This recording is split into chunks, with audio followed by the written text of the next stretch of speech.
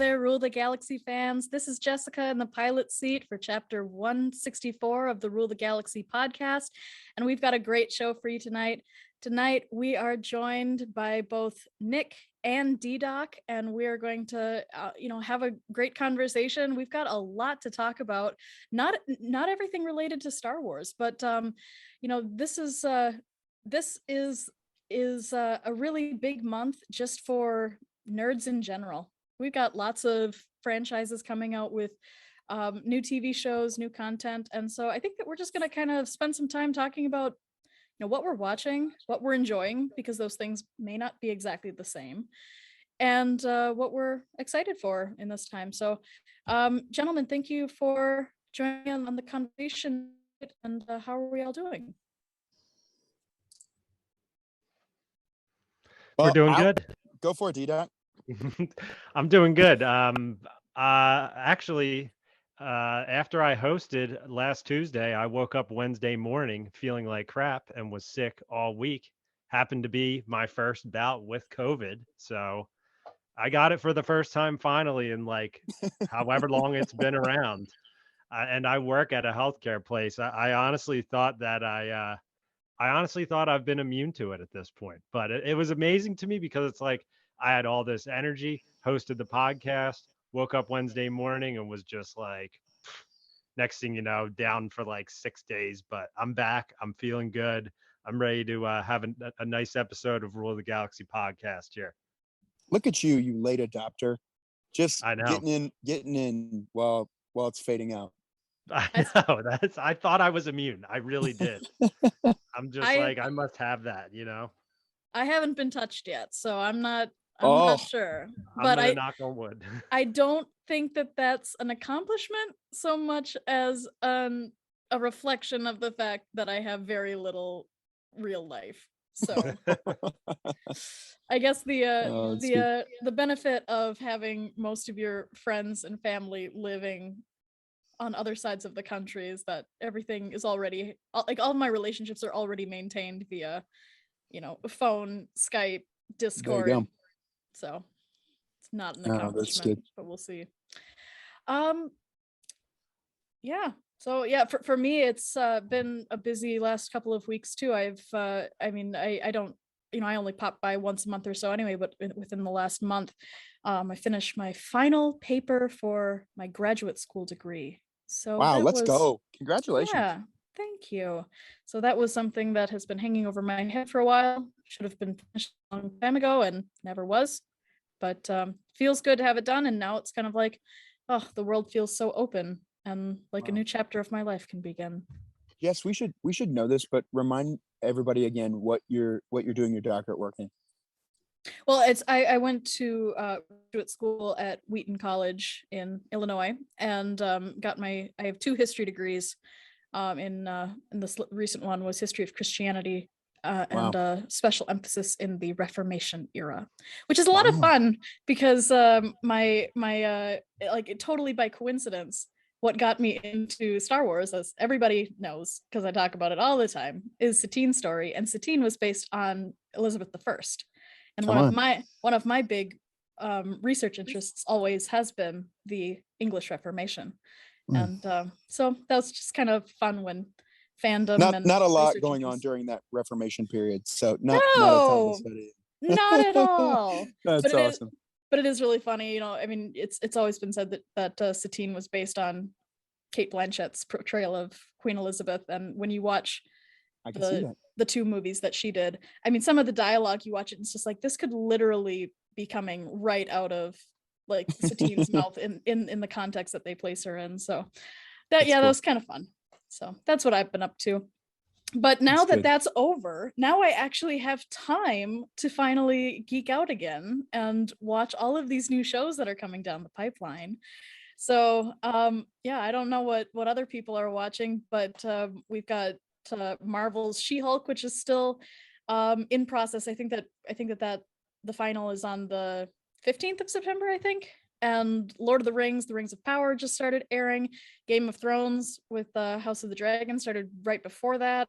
And then Star Wars, we've got Andor coming out in just a couple of weeks.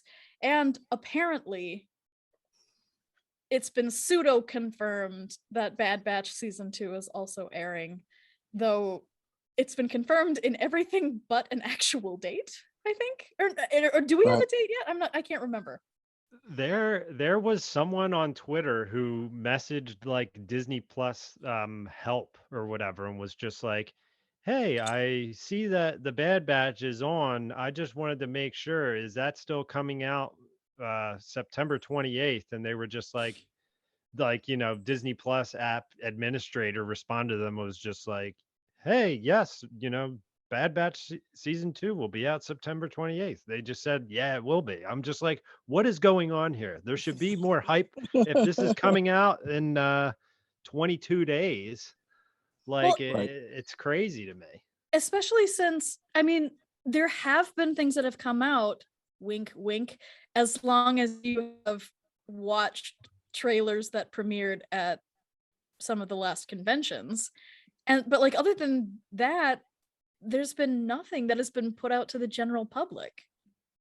No, but I think the machine's rolling. So, like, if you ask me, we got Disney Plus Day coming up, the D23 Expo. I wouldn't be shocked if they quickly were like, "Oh, hey, by the way, Bad Batch is coming in 3.5 weeks," and like let that be the driver that just explodes this thing and people, and people go nuts. I think it's a big enough IP that people will be really fired up and pumped about. Let me ask you this: wait, you mentioned something a few minutes ago about She-Hulk. I understand this isn't a Marvel podcast. Have either of the two of you watched She-Hulk? Okay, so No. here's what I'm interested in. I was fired up about Loki when it first came out. I was like every week watching Loki, seeing what was going on. And then WandaVision was all about that too. Thought that was really cool and excited about that. Was watching it. I started watching Moon Knight, and I was like, you know what? Like, this is fine. It's okay. I am feeling like I'm losing steam on Marvel, and I didn't realize it until She-Hulk started coming out, and I was like, man, I just am not like, I don't feel like this urgency to have to go watch it or like be wary of spoilers. Am I the only one that feels that way, or do you guys feel the same way? Absolutely. No, I don't know what it is. I mean, I've never been a Marvel fan the way that I've been a Star Wars fan, but I have seen all of the movies. I've enjoyed them. I loved WandaVision. WandaVision was some of the most creative storytelling. The great, I mean, that was the greatest premise. Perfect introduction to this new era of Marvel TV shows. I don't think anything has come close to the creativity that first show had. And I also just like, I again, I don't know if it's just because I'm more of a casual fan, but I just keep losing steam in terms of like really trying to care about the new stories that they're trying to tell. I watched Loki. It was good. I watched Falcon and Winter Soldier because I was interested in, especially in what was next for those characters. But since then, I just really haven't found a lot that's kept my interest and kept me, tuning in on, for early morning premieres the way that WandaVision did, and then nothing has quite matched that. I felt that way since Avengers Endgame, when you wrap up this incredible, like, it was such a good bow on that series. And then they were like, I watched Loki because I was like, well, that was so great. What's next? But I don't feel like there's been anything. And I know all the Marvel people that listen will be like, well, it's building, bro. Just take a deep breath and enjoy the ride and let it build. But I don't feel like it's doing the same thing as what it did before. Yeah, that was one of my wife's maternity leave things, was she just basically went back to square one and started rewatching all the Marvel movies, and I would tune in and out with her. She basically got all caught up on everything, and me and her started some of the new stuff because I haven't seen Eternals yet, so I watched that. I was just like, that was entertaining, but I really don't know bigger picture where this relates to everything, and it's funny, Nick, because I'm like on the same spectrum as you as far as watching the shows. It's like, I'm like watch one, skip one for some reason right now. It's like, I watched WandaVision, I skipped Falcon Winter Soldier, then I watched Loki, then I skipped Hawkeye for some reason. Not for any reason in particular. I'm just like not like, I don't feel like I have to watch every show right now.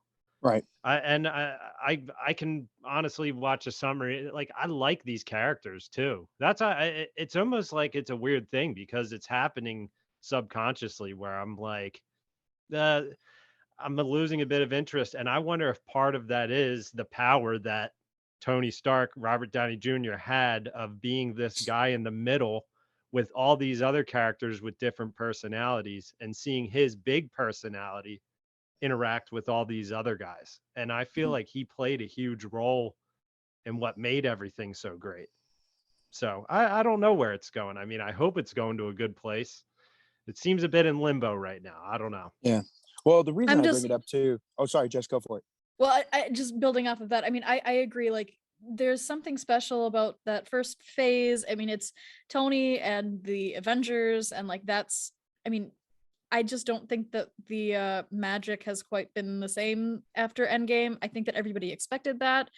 Personally, I'm waiting for Fantastic Four to see if I'll be excited about the future of Marvel, because I don't think that I've been that my excitement hasn't been cultivated because of what they've come out with before. I also think that part of the reason why I'm also in that realm of like I don't really feel like I need to watch this, maybe because of just kind of burnout. I just think that this year 2022, like this was Marvel year. Like, I mean, 2021 was Marvel year. This year is a little bit more Star Wars year, but they've had so much come out in such quick succession, and this isn't like just going to a movie theater to watch a 2-hour movie.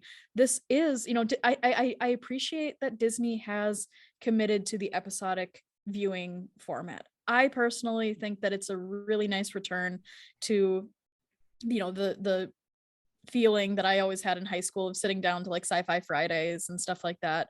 I think that Netflix is shooting themselves in the foot by trying to maintain a binging type of culture.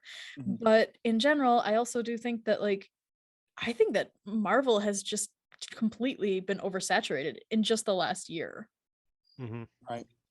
Well, and I'd be curious too, like, so I don't know a ton about it, but for all the controversy that got stirred up around the end of Game of Thrones, where it didn't end the way people wanted it to end, creates animosity in some people. However, they launched this new show years later, and people are chomping at the bit to watch it because there was enough time, to let it breathe and move away from it a little bit. And I don't know if that was strategic or if that was just like, okay, now's the time to do it. But to me, the reason I bring it up, I'm curious about Star Wars, and again, looking at other things and comparing. Sometimes Marvel and Star Wars get compared because they're so close in proximity on Disney Plus.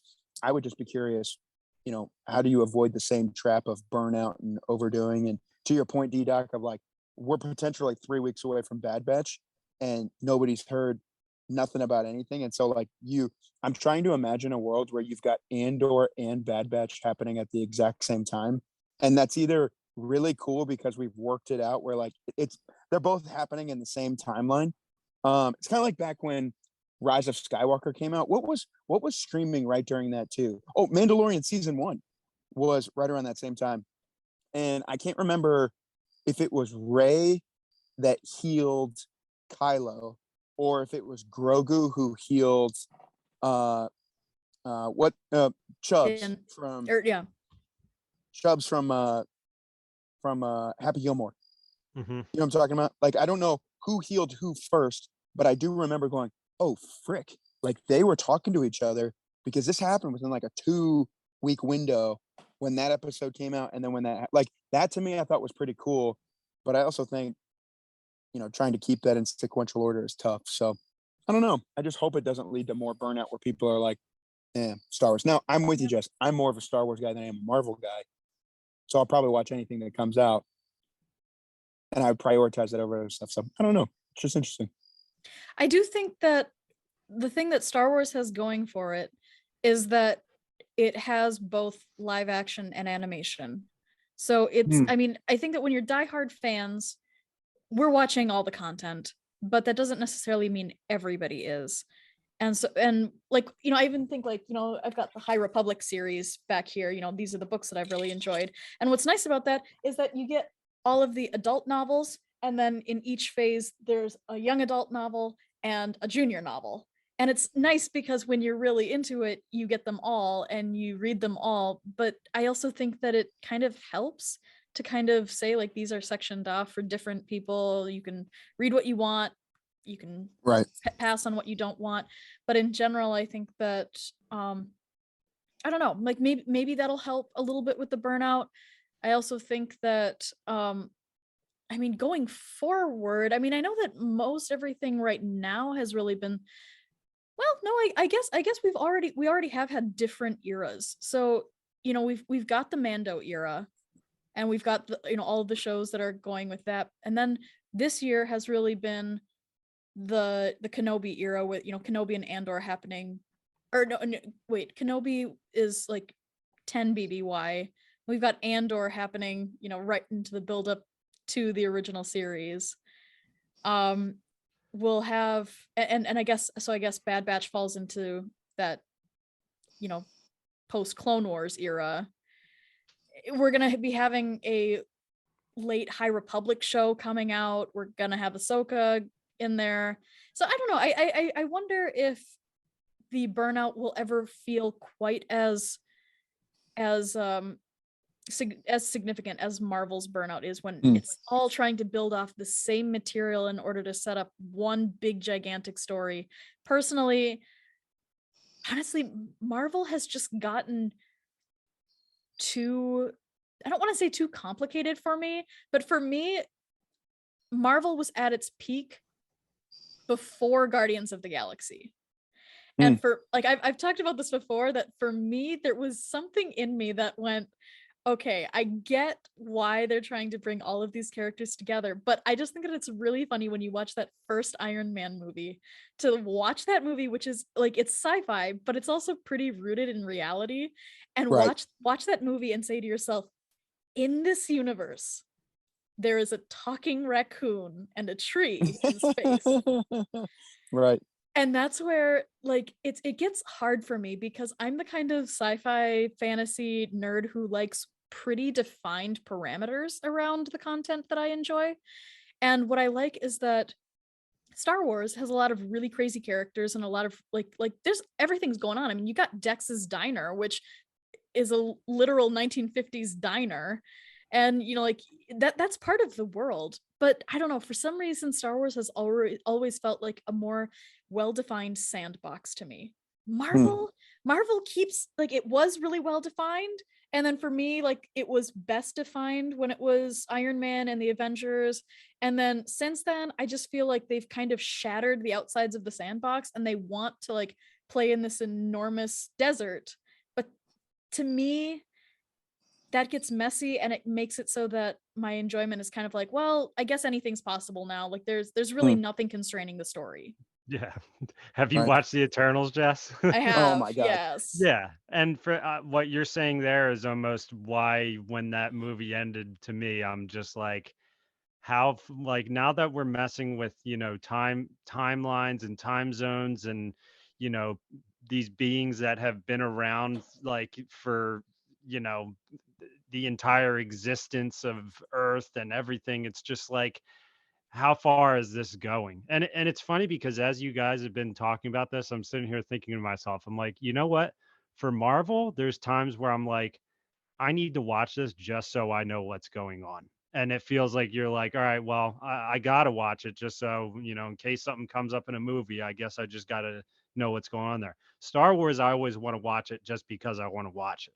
I'm not worried that, something's going to come up in the Taika Waititi movie when that comes out in 7 years or whenever. But yeah, it's like, When I we're don't, retiring. yeah. Yeah, I don't know. It's like sometimes for Marvel, I feel like it's almost something more where I'm like, all right, well, I have to do this if I Yes. want to know what's going on. Where Star Wars, I'm just a fan of Star Wars. Where Marvel, I am too. And some of the things where I go into it not expecting to enjoy it, I do enjoy it when it comes to Marvel.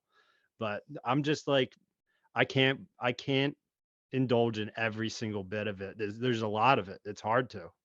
Well, and I'm glad you brought that up because, Jess, at some point I'll have to pick your brain because I think, you talked the idea about having, just such a quantity of stuff to take in that it does create burnout. I felt that exact same way about High Republic, where I read about, golly, I read most of the major books and some of the offshoot ones they did, and I got to a point where I was like, I just don't care. Like I want to care, but I just in the strain of what I have, I'm just lost in the shuffle of what's going on, and there's so I don't know. I'd be curious too what you think about that. Clearly, you like them, but for me, I'm okay not knowing what happens with the space pirates. Yeah, High Republic was funny for me because I was very skeptical at first. I am somebody who it takes a lot to get me invested in something new. I really like, if I love something, I will accept every bad sequel over new content. Like I was the kid who was like watching like Lady and the Tramp 2 when I was a kid because I loved the first one, even That though movie's great. What are you talking about? Lady and the Tramp 2 is actually objectively much better than some of the other Disney sequels. Yeah, that movie was great. Yeah, that's a good one.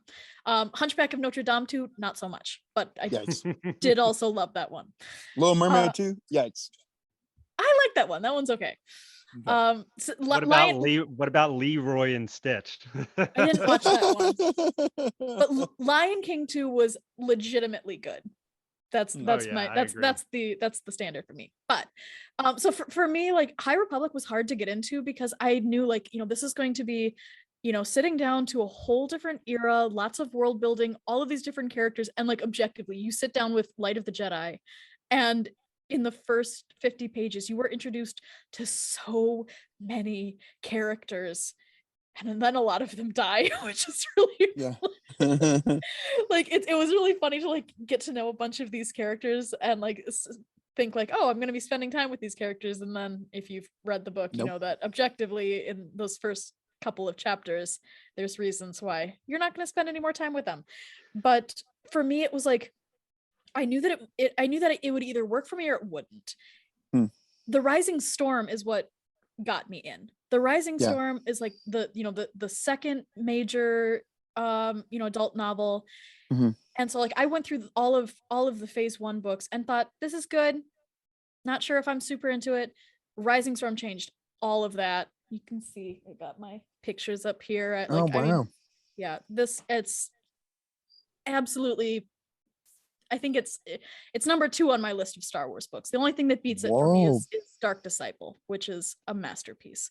But that's what got me going. And then as soon as I had that hook, then it was like, okay, now I'm invested. Read everything else, read everything twice with relish.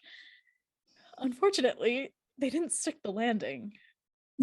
And so Fallen Star has really, like, I'm still very, very, very, very, very mad at Claudia Gray.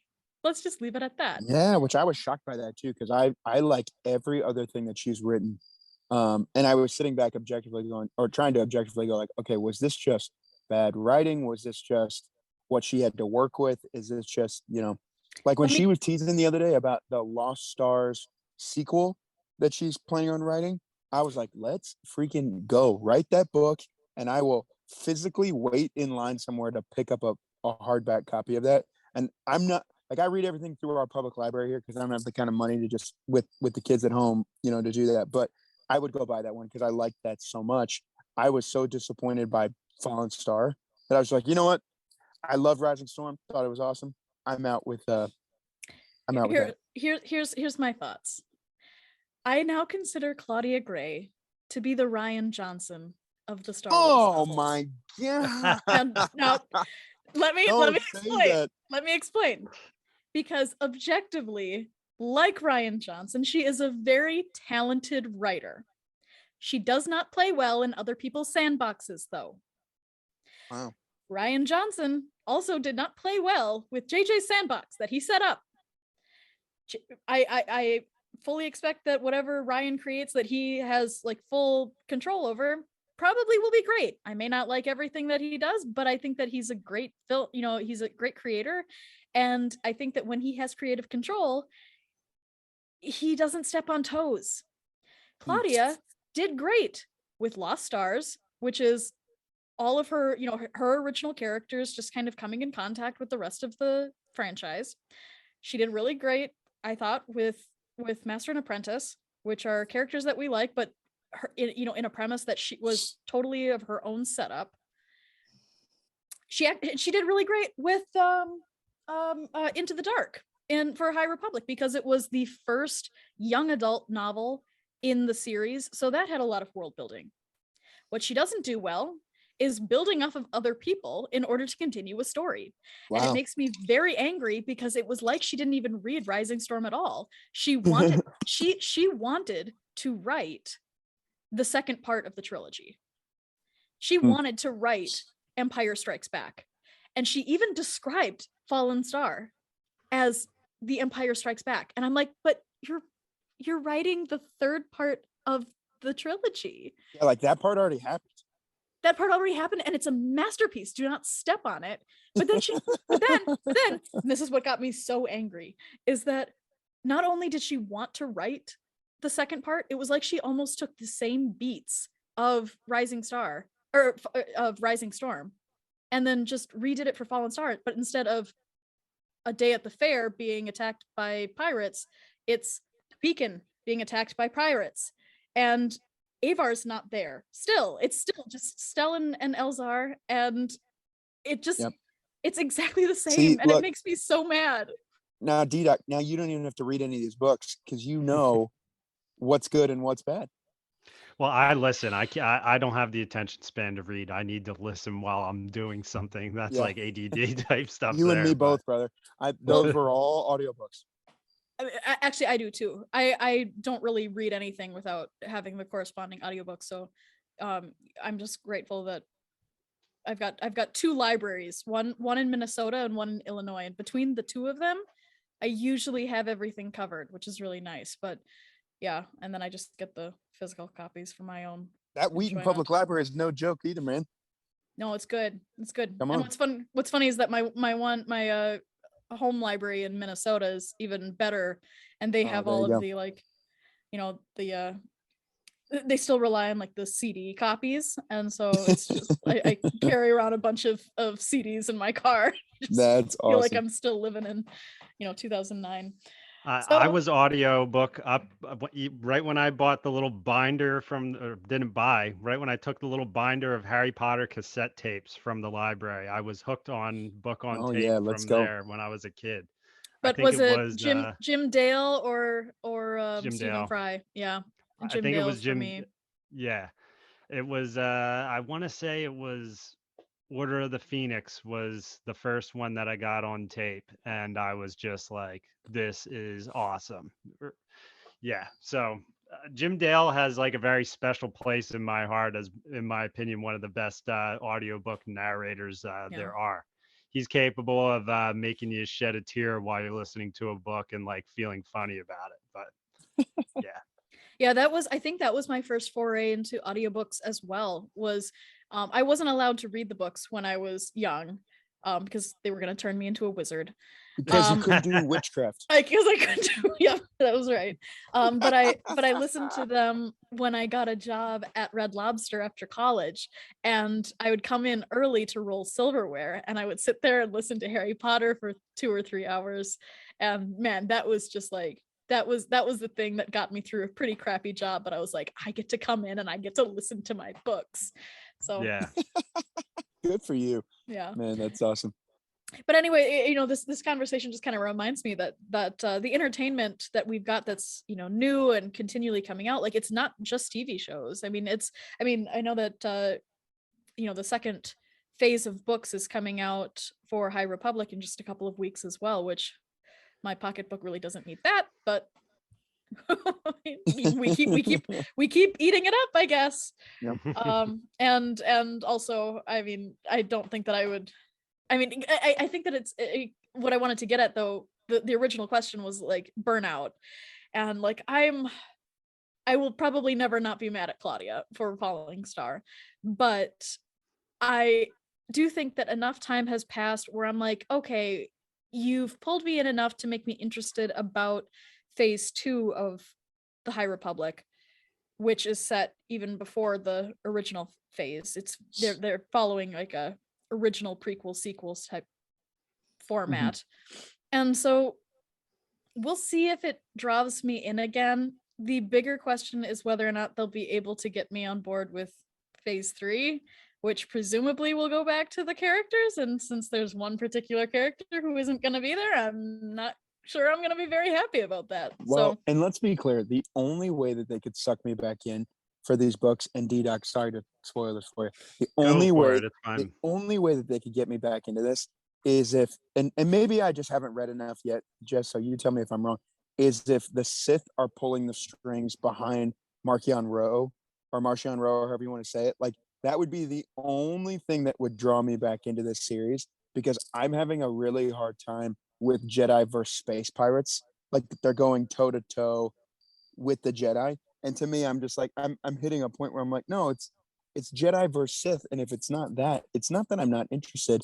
I just am not interested. So if there was some sort of tie back where it was like, oh, by the way, you know, Plagueis or Tenebris from the Plagueis novel are in the background, you know, manipulating this and making this happen, I could get all on board with that. And I'd go back and I'd read all the books to go, you know what, if that's helping build this overall narrative, awesome.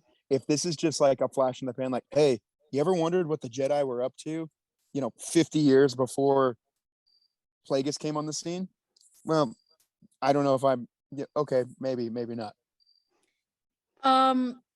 we don't have anything about the Sith. No, they're very committed. I mean, I don't know why Marchion's not doing it for you.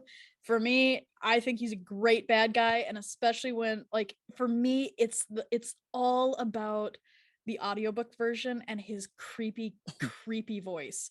That's the thing that, like, when I first got Light of the Jedi, I started reading it myself and then got the audiobook, and I don't know, there was something about the voice that made him so creepy and dastardly and just terrible that, like, just totally got me on board. So if that's what's doing it, if that's the thing that's not doing it for you, I mean, I don't really know what to say, because I know that going forward sucks to suck because I know that his family storyline is a big deal, and it's going to be a big deal in phase 2 because we're meeting his great grandmother, who I believe has, ends up having a child with a Jedi. And so, well, hopefully his great grandmother is a Sith. No, she's not force sensitive. We don't. Well, then I'm out. I don't want anything to do with it. Sorry. I'm out. Yeah.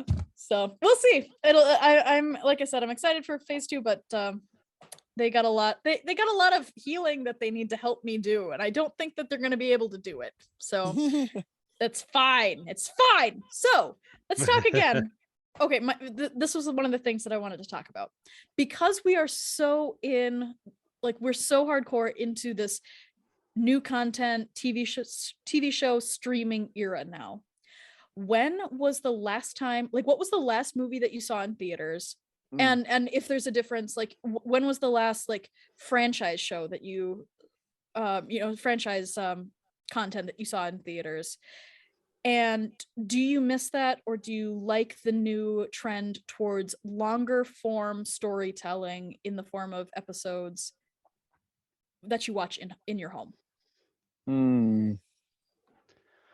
I'm on board with both, honestly. The last thing I went and saw in theaters was Star Wars Rogue One, though, which I've seen 20 times already. So yeah, I don't know. I enjoy going to the movies. I've been pretty vocal about it on here. I'm a big keep the movies alive guy. But again, I'll say it for probably the 10th time. I think that these two things can go hand in hand with each other. I think that shows that have an extremely large audience, such as Game of Thrones or Lord of the Rings, where you're bringing in 10 million people to watch it on opening night. I think that these shows should be finding ways to have their season finales in a freaking movie theater. People, I think, will go to see it in a movie theater. you don't need to do a major release. You don't need to, buy up every single theater in the country. But I mean, if you do, viewings in select theaters, you can make some more money to increase these budgets on these shows. I mean, I would have liked to watch the Mandalorian season finale, Mandalorian season 2 season finale in a movie theater. I know it's short. Maybe you show the last the episode before that, so you have that time in the theater, but I don't know. Or maybe Disney could just stop giving us sitcom length episodes. Maybe that's what they could do. Yeah, I agree. I mean, I think that it's so funny. I mean, Netflix is out here trying to get people to binge, and I'm like, you're shooting yourself in the foot by wanting people to binge, because now that Stranger Things is over, they've got no new programming. But then like within that, they're giving, like, I think the Stranger Things finale was like 2 hours long in and of itself. And Good then Lord. And then really? And then Rings of Power came out, and those were both hour-long episodes. So I'm sitting here going, it's really interesting to kind of see how different streaming services are approaching this. I'm somebody who, I really like the episodic viewing format, because I think that it allows time for fans to process. It reduces burnout in that, like you've got longer to think about it, but you don't have as much content to consume at any one point. I just hate when Stranger Things comes out and it's just like you have to binge it all or risk getting spoiled online. But then it's like, so Disney's got the episode format down right for me, but they're giving these really short 35-minute episodes.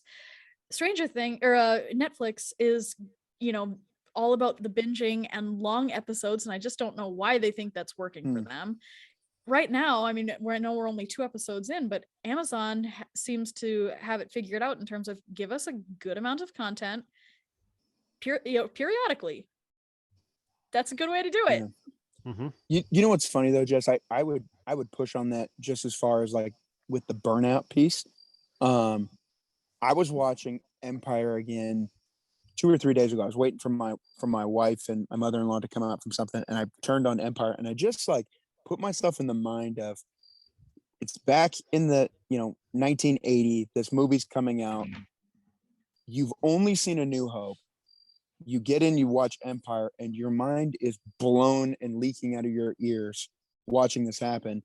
And now I've got to wait another 3 years and literally just build the hype. Like, I wish Joe was on tonight just so we could ask him about that. Of like, but we're all cursed with youth, right? So sorry, Joe, for saying it that way. But the idea of like, he was a part of that waiting process and was like, I got to wait 3 years and let the hype build.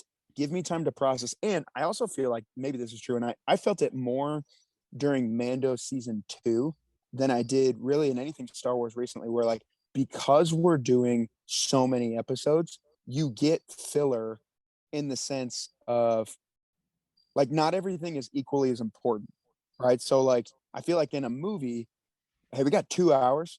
The important stuff hits the screen. Everything else hits the cutting room floor and can be flushed out in novels and in comics and stuff like that.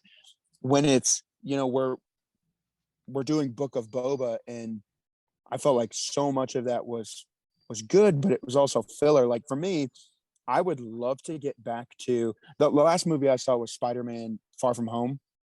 Or no, what was it? No Way Home? The last one where they did all the people that were in it. Yep, and that was No Way Home. Yep. Yeah, I enjoyed it. I was leaving though going like, okay, man, when they were releasing Star Wars films like every year for the sequels, even though I wasn't nuts about Last Jedi, I was so excited to like get back into a theater and go see Rise of Skywalker. And even though I didn't love that movie, I haven't felt like, I've not gone to a midnight premiere of any. I haven't really even stayed up to watch midnight premiere of Star Wars stuff like I did when it was like, oh, the only option I have is like get in the car and go to the theater. So I see both sides of it. At the same point, I do wonder if that would let it breathe and raise some of the hype if you got back to, hey, we're going to do movies and we're going to give you some time to like let the hunger come back, more than just, hey, we're going to wait, a year and a half for a 12 episode series. I don't know. Yeah. I can see the benefit of both. I mean, I do miss what's actually kind of funny is that I have a curse of like coming into different franchises late in the game. Hmm. So I didn't find I was always a Star Wars fan. I watched everything that came out in theaters. I enjoyed it. I even watched all of the Mandalorian season 1, but it wasn't until the pandemic that I found Clone Wars, and that's when I became a fanatic. And so I haven't really seen anything for Star Wars in theaters since I became a true fan. That's not true. I saw Empire Strikes Back when it was re-released, but I was the only one in the theater because of the pandemic, and so that was a little bit of a sad, like a Hence, sad again, why you situation. didn't get COVID. That's exactly. Also There you myself. go. There you go. Yeah, but Wise. same thing. Like I found Marvel after Endgame had already premiered. Like, you know, I watched Lord of the Rings and The Hobbit. I didn't watch The Last Hobbit because it was just I just Ever? just didn't care anymore. Oh, come on. Do I have to? If you're gonna watch it, go watch. So they released the extended trilogy of all 3 of those movies, Yeah. and let me tell you, the originals on their own, Bobo, not very good. You watch the extended version, and they actually like put in pieces that help the storyline move across. It's a whole nother franchise when you watch it, Okay. and it's long. I mean, it takes a while, but at the same point, you know, I left the theater after that last one going, what the heck did I just watch? Like, what was this? And then sure enough, they released it on iTunes, the, 3.5 hour version, and you watch it and you're like, this is amazing. Why did they cut this stuff out? Like, they should have just, at this point, to your point, the only people that were going to see the final one were people that were bought into Lord of the Rings series. You should have just played that. Yeah.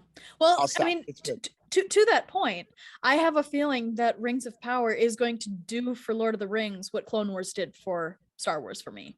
And so Mhm. I'm really excited because like what I think is so cool is that I again, Lord of the Rings, just like with Marvel, I've always kind of been a casual fan. I've watched everything that's come out in theaters, enjoyed it, but there just hasn't been that connection. And I've never really been sure why. I have so many friends who love Lord of the Rings. I tried reading the books when I was younger, and it was like I was a voracious reader, but I I struggle with Tolkien because he's a master world builder, but kind of to his own detriment. Hmm. Not somebody you will not pull me in if you emphasize world building over plot and characters. And for me, when I was younger, I had a really hard time getting into Lord of the Rings because it felt like that. What I like about Rings of Power is that it takes those characters that always felt like very one-dimensional to me, namely Galadriel and the elves, and it feels like they're making them more like of a character and like of a culture now. And that's where I'm excited. Like, I know that hardcore Tolkien fans might have different views on things, but what I like is that to me this feels like a really good on ramp for people who may not have had the same connection through the books or the movies. Yeah. Okay. So, go for Go DDoc. ahead, Nick. No, you go. I was gonna say, I mean, it's funny because to me, Lord of the Rings, it's like you hear people talk about seeing Star Wars in theaters when it came out, and it was like Lord of the Rings hit at a time for me where it was like I wanted to get into it because it came out around the same time as Harry Potter, but I didn't see the Fellowship in theaters. So I remember it was for my birthday one year. I got the Fellowship extended version. So the extended version was the first version of the Fellowship that I ever watched. And then I went and saw Two Towers in theaters shortly after that. And that was one of those movie theater experiences for me where I'm just like, to see the Two Towers in theaters when that came out, to see Helm's Deep and everything. I remember being so lost in it and falling in love with Lord of the Rings at that time. So that's why I was so excited for this Rings of Power show, where this is even continuing off of the movies versus TV show format, where it's like now you do get to have that slowed down version of character building, of being able to get to know someone better, longer dialogue scenes where people build their relationships, people traveling to different areas and it not being as rushed as in the movie where you might only have 2 seconds in that and you're not going to see it again. Yeah. Yeah, I don't know. I'm like giddy. I'm giddy about this Lord of the Rings show, and I Same. was nervous about it. I was just. It was one of those things where I was just worried. Where I'm just like, they're going to do what they want with it. They're not going to care about the original trilogy of it. They're just going to want to create their own thing. And it's like after watching those first 2 episodes, I'm just like wrapped in a blanket, just like, let's go. I'm right back in. I'm into this. I'm loving it. Yeah, go ahead, Nick. No, DDoc, I am so with you. I'll be honest. This is the first show where I've gone back and watched an episode. Like, I loved Kenobi. There was not one part of me that was like, you know what? I should watch that episode again. Like, that was that good that like this. And it raises a couple of things for me. One, I love that you mentioned the story of going to see Two Towers. One of my most distinct memories was my dad tried to take me to go see the first Lord of the Rings, and I was so daggum scared of Gollum.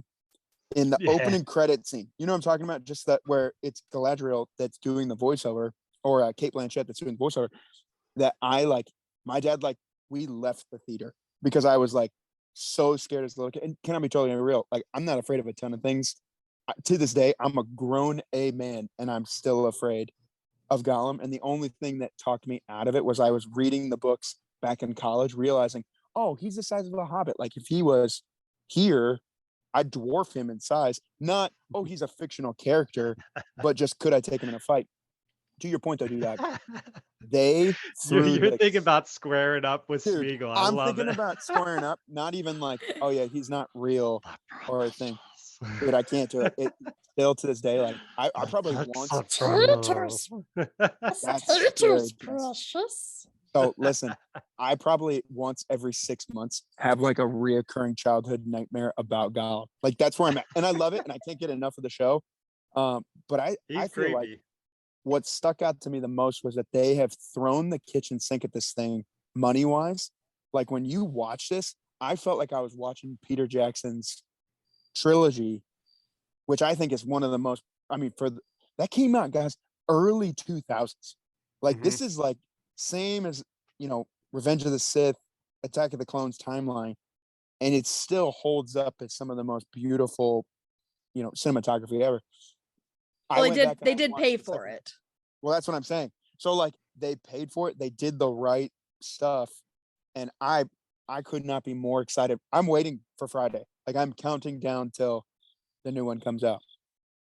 See, my thing is that I worry about this because it is several cuts above anything that Disney has given us. I completely agree. And hopefully the writing will prove the same, because Disney has just had this terrible, terrible habit of not sticking the landing of their shows, which is really, really disappointing. It's super, super disappointing. My thing is that I worry about what this is going to do in terms of when this is literally the most expensive TV show ever produced, and it does look like it should be in theaters.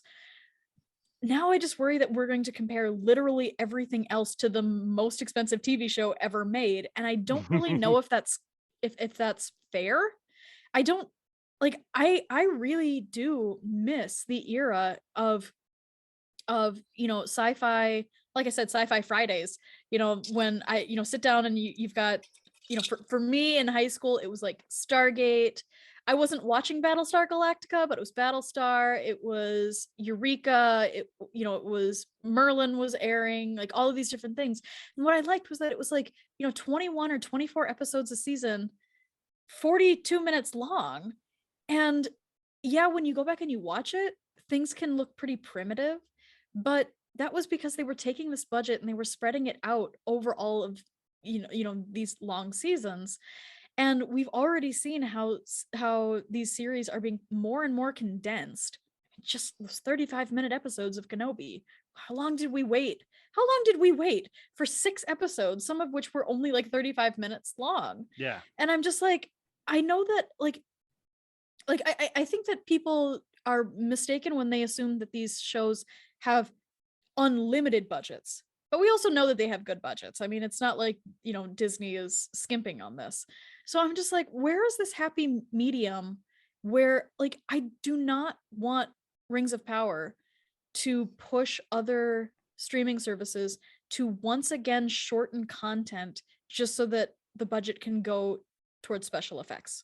I You do know what, not though? think that that's right. I think people would have said the same thing about Star Wars back in the 80s of like, so what I appreciate most about this is like when you watch, there are two scenes in particular in Rings of Power right now that like my mind is just blown. Like when they go down to frick, why can't I Khazad Doom. Kazim. Oh my gosh. I mean, just stunning, Yep. beautiful, Beautiful world unbelievable. building. And I felt like I watched it, and the first thought I was like, we are advancing like film right here, like Yeah. watching this happen. And like we can't go back. Like you watch this, and now you're like, this is how good it's gonna get. And when we watched that ILM documentary that they did, the whole thing was like, it was yeah, we need this to make this movie, but it impacted everything we went to from then on out. And so for me, that's what gets me most excited about Rings of Power, I think, is like we've shown that we can do something that's really awesome, and we had to throw tons of money at it. But like, so I'll give you an example. I'm a big Star Trek: The Next Generation fan. Like, I think it's awesome. However, you go back and you watch that, and it just does not stand up. Like, if you go watch original New Hope, it stands up pretty good. I mean, even to this day, there are things that are pretty chintzy in Next Generation that I still love. It's not like it's bad by any means. But I'm curious to see, like, okay, what does Disney do when they watch Rings of Power now and go, oh frick, like this is being received really well. They threw a ton of money at it, and they've shown that like in the slew of content. So like you could go spend 6 hours looking for something to watch on Netflix and just like barely skim the surface because of the amount of content they have to go like, no, like if we're gonna bet the farm on something, let's bet it on something that, like when I heard this Amazon Prime show for Netflix Rings of Power was going to be like $1 billion they put into it, I was like, what the, like, that's stupid, that's outrageous, there's no way. And now I watched it and I was like, and it was worth every penny that you put into But it make won't it this be awesome. it won't be if they don't stick the landing. No, in terms of plot and character and stick the landing. Like what does that mean? the fact that WandaVision was fantastic until that final episode when we found out that, you know, Mephisto was a boner joke. You know, it's it's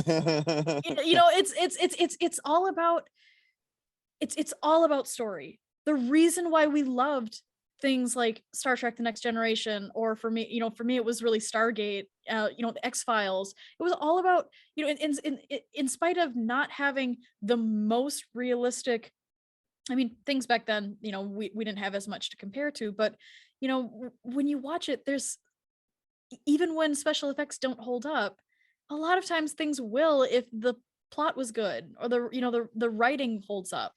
Mm-hmm. I just, like, so far the first 2 episodes have been fantastic, but then again, a lot of first episodes of stuff that Disney has put out has been fantastic too. And I just really am concerned that, I hope that they stick it. I hope that they stick the landing. And I do think that, I mean, it's supposed to be 5 seasons long. I appreciate that. Is that true? That's awesome. I think that's what it is. I mean, I think that that's what they're holding to. I don't know if that'll change down the line, but I appreciate that it sounds like there is a set story here. I mean, Mm-hmm. they probably at least know. I mean, obviously they know where Galadriel is going to end up because we see it in the movie. Right. But and I think that parameter is actually going to be a real help for them because they'll be allowed to explore her character within any bounds that they want to, as long as they bring her back to how does she end up as Kate Blanchett. But for me, I just go, I don't really want Disney to say we need to put more money towards the special effects. What I want them is to look at that and say, what are people responding to in terms of story? And where can we find writers who are actually going to stick the landings for these series that everybody's enjoying? Mm-hmm. I think you bring up a tension though of like, so sticking the landing looks different for all kinds of different people. So like think about this. Like one of the things I've appreciated most about Rings of Power up to this point is like they didn't just like, and this is where I'm curious for Star Wars, where Star Wars goes in this, because I feel like Rings of Power right now is introducing so much new while keeping the feel of Lord of the Rings so true. Like, so I say what you will about the Hobbit movies. Some of my favorite parts of those movies were it was like the dichotomy between the elves and the dwarves and how they play together and why is there this rift and what's going on. And they went back and they touched on it with brand new characters, minus Elrond, who is a new character, but new actor doing it. But they paid off that same tension feeling that made you love the original. So you're like, why do I love this like back and forth so much? And like they had immediate chemistry that was so good without having to do a bunch of we talked about in our text message a little bit today, the idea of like without having to do a ton of cameos or finish episode 1 and the Harfoot's like, oh, by the way, this is Bilbo Baggins' great grandfather. Like they didn't have to do any of that, and I'm still bought in, and I think it's awesome. And I would just be curious, like if you had asked me from the beginning, what do you want in this? I'd be like, well, I want him to stick true to the original story, and that's not actually what I want. I think that's what I want, but what I want is I want you to feel like it while giving me new at the same point, without having to just go back to the well. And like that would be my stick the landing, as opposed to maybe what yours or what DDocs or what other people. I don't know. It feels a little subjective. Well, I can compound off that, because what I'll say is like, it's funny because Nick, it's episode 2. I went and rewatched it the same night actually. Yeah. And like you said about Star Wars shows, I haven't done that for them recently. And I don't know what it was, is it was just like for episode 2 of Rings of Power, I'm just like, I need to watch that again before I go to bed here real quick. And what I think was good about the Casa Doom, and I'm sorry if I'm butchering that name, because I know that it's Moria, but it was called Casa Doom. Oh, you killed it. Yeah, you got it, man. Yeah. The visuals really hit in that. And then you see, oh, cool, they're going with the original dwarf design here, kind of. Like this is exciting. And then the story that happened, that took place inside there while they were there, was awesome. You got to learn more about Elrond's character while he was in there. You got to learn about Prince Doran while he was in there, and he's hilarious. He was like low key one of my favorite characters so far from the show. Like he was awesome.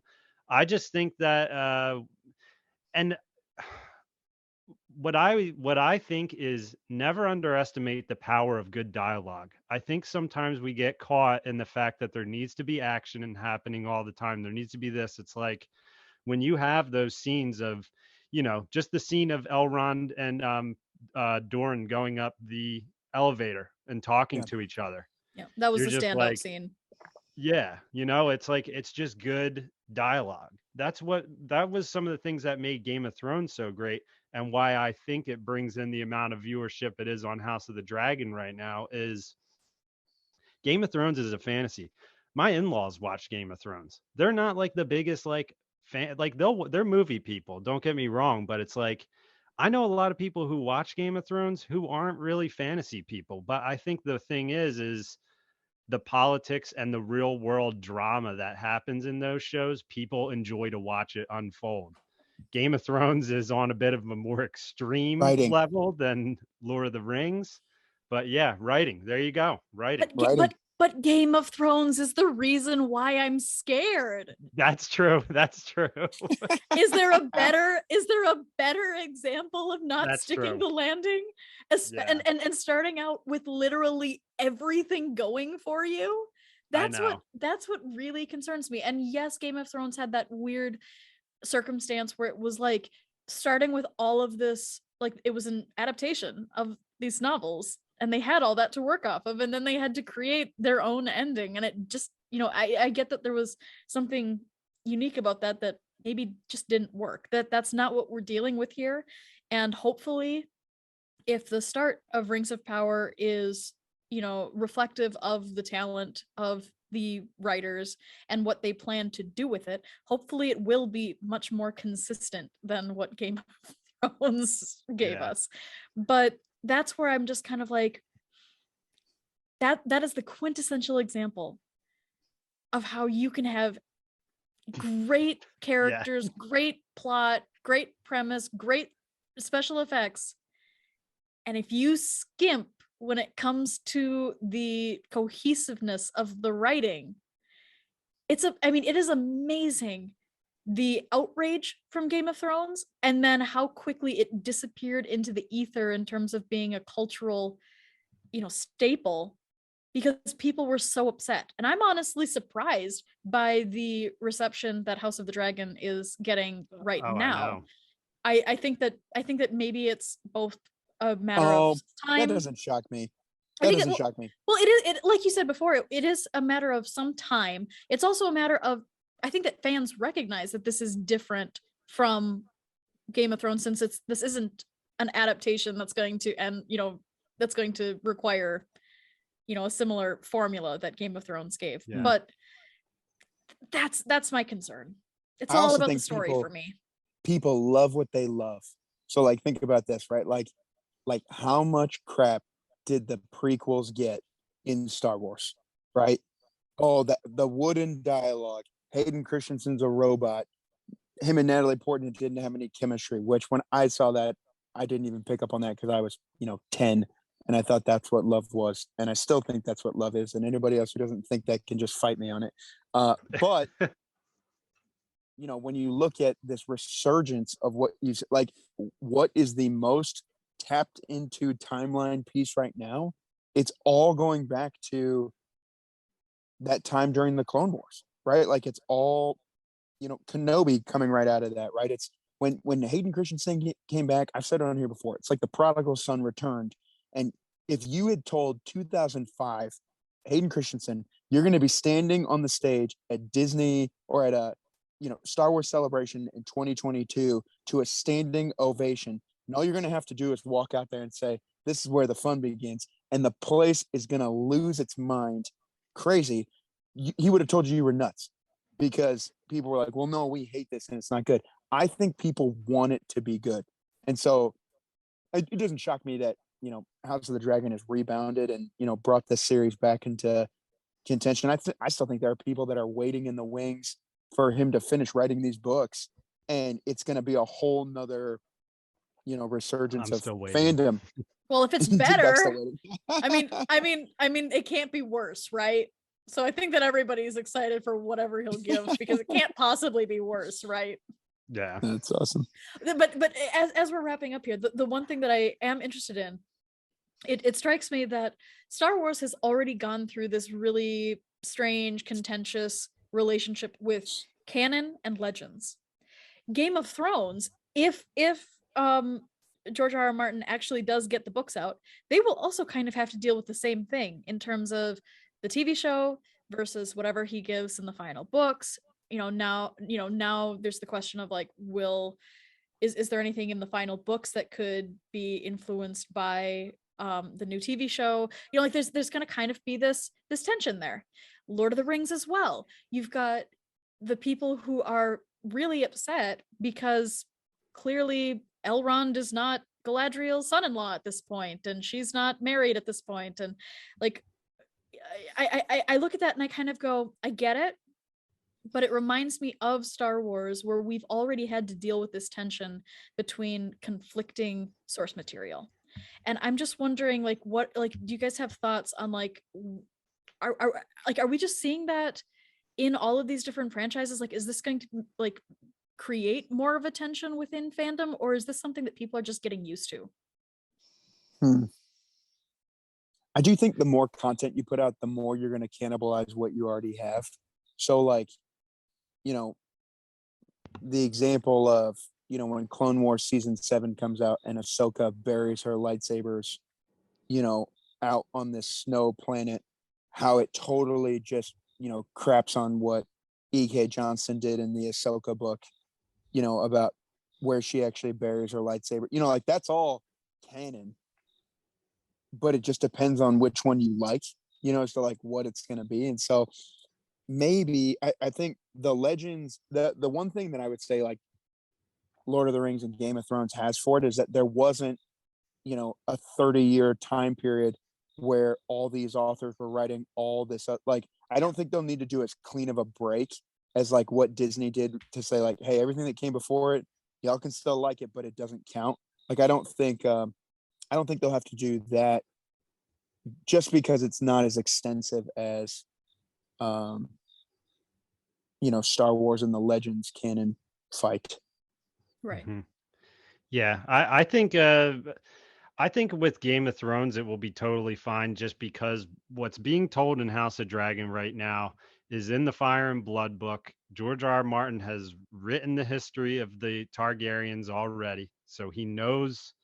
We know where. I mean, if you're watching that show, you can easily look up their family tree that leads all the way up from, King Viserys right now to Aegon to Daenerys. Like you can see you can look at their family tree and you can look at Rhaenyra and everybody in that show right now, and you can see who's with who, and you're gonna be like, oh God, some crazy stuff is gonna happen in this show because that has been written. And George R. R. Martin's more involved in this. I mean, it's George R. R. Martin's fault what happened with Game of Thrones show.